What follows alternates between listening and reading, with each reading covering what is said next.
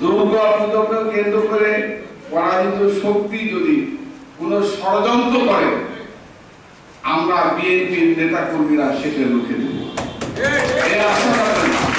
কারণ আমরা বিশ্বাস করি, যখনই কোনো আপনাদের পূজা আসে, দুর্গা পূজা বলেন আর সরস্বতী পূজা বলেন, এই পূজা যখনই আসে তখনই কিন্তু এটা প্রভাকাণ্ডা করার চেষ্টা করছে। আমি আপনাদেরকে এইটুকু বলতে চাই, ষড়যন্ত্র এবং চক্রান্ত রুখতে আমরা বিএনপির নেতা কর্মীরা সংখ্যালঘু সম্প্রদায়ের পাশে আপনাদেরকে আমি আশ্বস্ত করছি। আমাদের নেতা তারেক রহমান সাহেব বলেছেন মানে আপনাদের পাশে থাকার জন্য নির্দেশ, সংখ্যালঘু সম্প্রদায়ের জানমাল রক্ষা করবে বিএনপি। আমি আপনাদেরকে আশ্বস্ত